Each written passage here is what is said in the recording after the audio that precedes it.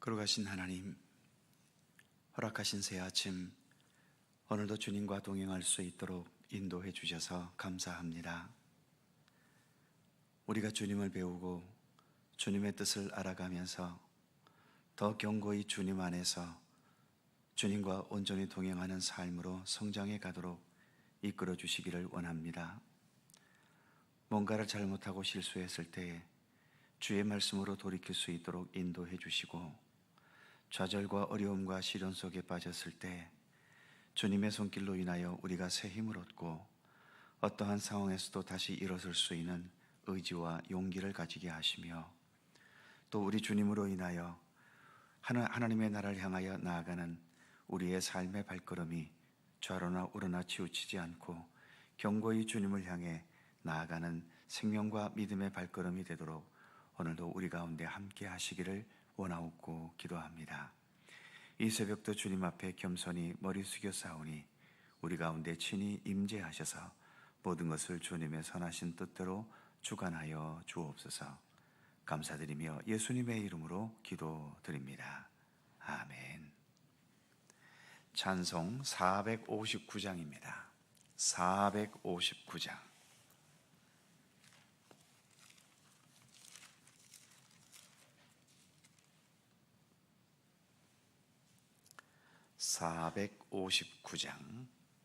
함께 찬송합니다.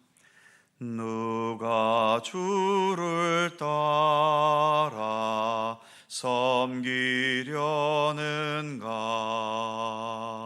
누가 죄를 떠나 주만 따를까? 누가 주를 섬겨 남을 구할까? 누가 주의 뒤를 따라가려나? 부르심을 받아 주의 은혜로 주를 따라가네, 주만 따르네. 세상 영광 위에 따름 아니요, 그 신사랑 이네 주만 따르고, 주가 내려주신 은혜 힘입어 누가 뒤를 따라 힘써 일하네. 부르심을 받아 주의 은혜로 주를 따라가네, 주만 따르네. 환난 핍박 많고 원수 강하나 주의 용사 더욱 힘이 강하니, 누가 능히 이겨 넘어뜨리랴?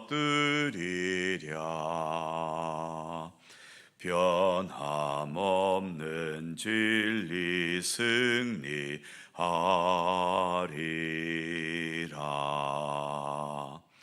기쁜 찬송하며 주의 은혜로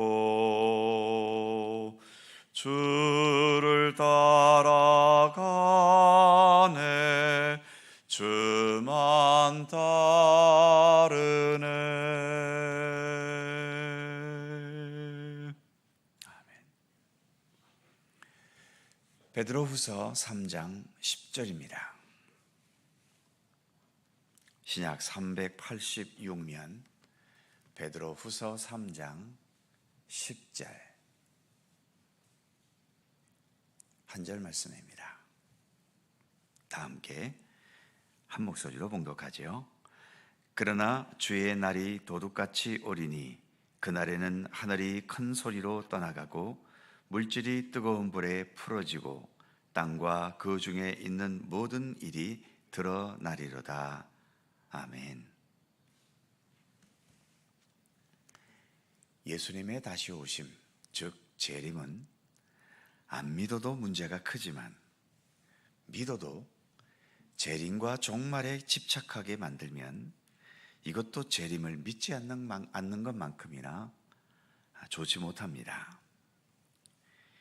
역사 속에 여러 많은 이단들 중에 예수님의 재림은 없다고 주장하는 이단들도 있었지만 그보다 훨씬 더 많은 수의 이단들은 예수님의 재림에 너무 과하게 집착하고 신앙의 핵심을 예수님의 재림에 두고 있지요. 어떤 이단은 예수님 오시는 그날을 예측할 수 있다고 주장하고 어떤 이단들은 재림 예수가 곧 자기들 이단 종파의 교주라고 주장하거나 적어도 종말의 신비를 밝힐 수 있는 유일한 지도자라고 선전해 대기도 합니다. 그래서 오늘 본문에서 말씀하는 예수님의 재림에 대한 내용을 짧지만 잘 묵상할 필요가 있는 거죠. 오늘 본문은 크게 네 가지를 말합니다.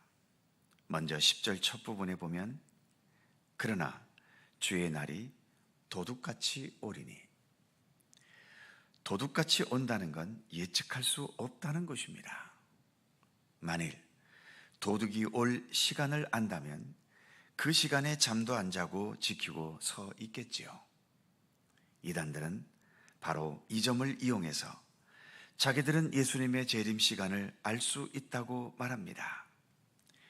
기존 교회들은 하나님께서 외면해 버리셨기 때문에 알려주지 않으시는데 자신들은 하나님과 특별한 관계에 있기 때문에 하나님께서 자신들에게만은 비밀스럽게 예수님 다시 오시는 날을 알려주셨다는 거죠. 그래서 사람들을 현혹시키고 긴장하게 하고 종말이 임박했음을 강조하면서 심한 경우 재산을 포기하게 하거나 학교나 직장도 그만두게 만들어버리고 하루 종일 교회에서만 살게 만들기도 합니다. 그러나 성경은 분명 예수님 다시 오시는 때는 우리가 알 수 없다고 분명 말씀하고 있지요. 예수님께서도 예수님 자신도 모르고 하늘의 천사들도 모르고 오직 아버지 하나님만 아신다고 예수님도 말씀하셨을 정도인데, 그리고 오늘 본문에서도 이처럼 도둑같이 오신다고 하셨기 때문에 사람이 그 때를 예상하거나 예측할 수 없다고 성경은 말하고 있지요. 예수님 다시 오심에 대한 신비는 성경 외에는 없습니다. 그러니까 성경 외에 자기들이 어떤 독특한 계시나 성경의 여러 숫자들을 이렇게 맞추고 저렇게 맞춰서 예수님 오실 때를 예측하거나 또는 성경에서 벌어지는 일들과 오늘날 벌어지는 여러 현상들을 비교하면서 주님 오실 때를 예측하는 이러한 모든 행동들은 다 이단들이 하는 짓입니다.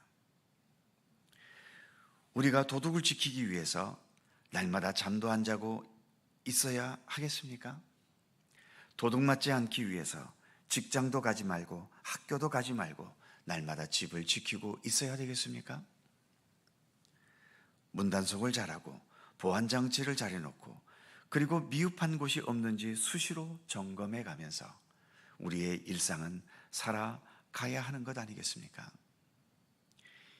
예수님 재림을 빙자해서 겁을 주고 일상적인 삶에서 벗어나게 하는 것은 다 이단입니다. 진정으로 예수님 재림을 기다리는 가장 건강한 모습은 오늘 우리에게 주어진 일상의 삶을 예수님의 말씀과 뜻에 따라 진실하고 성실하게 하루하루 살아가는 거죠. 언제 주님 오시더라도 그 주님을 내가 기쁨으로 영접할 수 있는 그러한 믿음을 준비할 수 있는 것이 주님의 재림을 기다리며 가장 건강하게 살아가는 모습인 겁니다. 두 번째로, 그날에는 하늘이 큰 소리로 떠나가고, 하늘이 큰 소리로 떠나간다는 것은 우주와 천체에 어떤 격변이 일어나는 현상을 의미하지요. 이렇게 우주 시대에 우리가 살아가고 있는데도 하늘과 우주는 여전히 알 수 없는 신비들이 무궁무진합니다.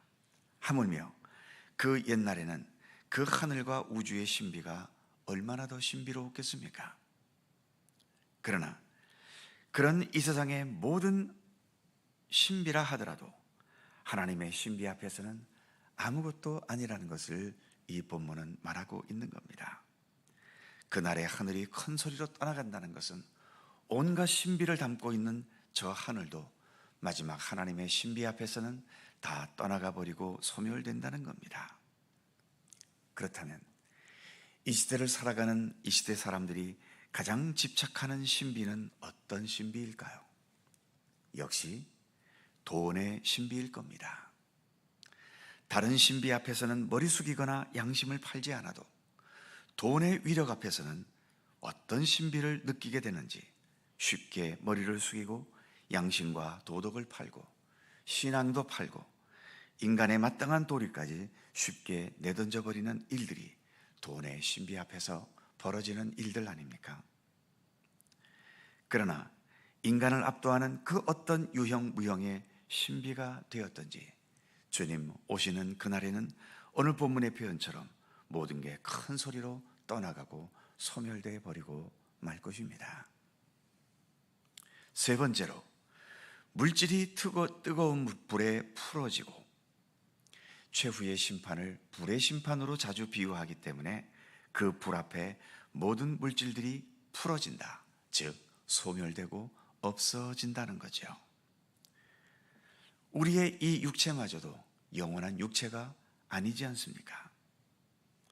장례식에 가면 늘 보게 되는 것처럼 마지막 화장터에 화장불에 들어가서 결국은 내 몸은 한 줌의 재로 돌아가 버리는 겁니다.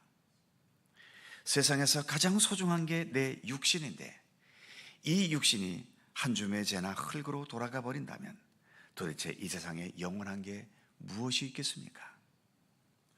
젊을 때에는 아직 살 날이 많아서 이 세상 사는 것에 어느 정도 집착할 수 없겠지만 이제 세상에서 살 날이 점점 줄어들고 계신다면 더 이상 뜨거운 불에 풀어져 버릴 내 육신과 세상적인 것에 얽매이고 집착하던 것에서 이제는 좀 더 벗어나서 하나님께서 예수 그리스도를 통해 허락하신 영원한 것들을 붙잡고 또 그것과 함께 사는 것에 집중해야 하는 것입니다.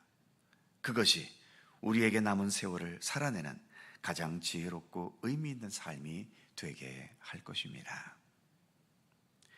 마지막 네 번째로, 땅과 그 중에 있는 모든 일이 드러나리로다. 세상에는 수많은 일들이 숨겨져 있습니다. 숨겨진 진실, 숨겨진 욕망, 숨겨진 의도, 숨겨진 선행, 숨겨진 악행. 어찌 보면 빙산의 일각이라는 말처럼 드러난 것보다는 숨겨진 게 훨씬 더 많은 게 우리의 현실인 거죠. 세상에서는 무덤까지 그 숨겨진 것을 계속 숨겨둘 수 있겠지만 마지막 날 주님 앞에서는 본문의 표현처럼 모든 게 하나도 남김없이 다 드러납니다. 드러나지 않게 행했던 악행과 속임수와 거짓과 죄악된 욕망과 검은 의도들도 다 드러나게 되지요. 반대로 진실이 밝혀지지 않아 억울했고 원통했고 평생 한이 되었던 일들, 또 소리 없이 선행과 최선을 다해 성실했고 그래서 세상에서는 인정받지 못해 수포로 돌아간 모든 것들이, 그리고 정직하고 아름답고 하나님의 뜻대로 살았지만 세상의 악한 자들에 의해 무시되고 거부당해서 무의미한 것이 되어버렸던 것에 이르기까지 마지막 날에는 모든 것이 다 드러나게 될 것입니다. 예수께서 먼저 된 자가 나중되고 나중된 자가 먼저 될 자가 많을 것이라고 말씀하셨지 않습니까?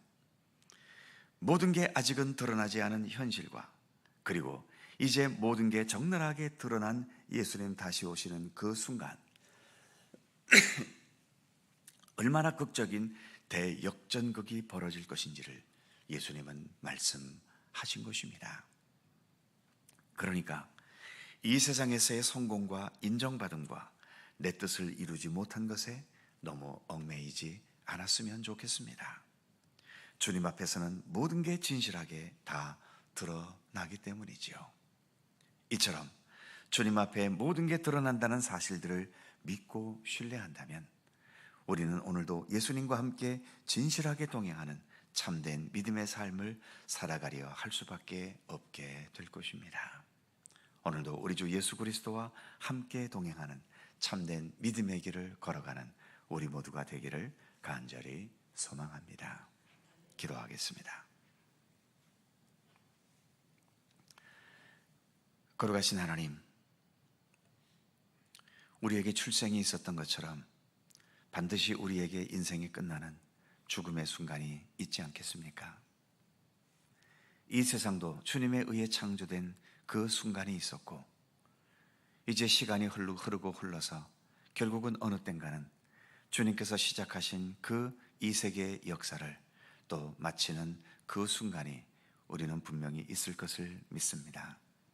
종말에 대해서 수많은 이단들이 여러 가지로 사람들을 미혹하고 또 잘못된 길로 빠지게 하지만, 그러한 이단들의 유혹에 넘어가지 않도록 붙들어 주옵시며, 주님께서 다시 오실 그날을 우리가 기다리는 가운데 오히려 더 건강하고 더 굳건하고 견고한 믿음의 길을 온전히 성실하게 걸어갈 수 있도록 우리를 붙들어 주시기를 원하옵고 기도합니다.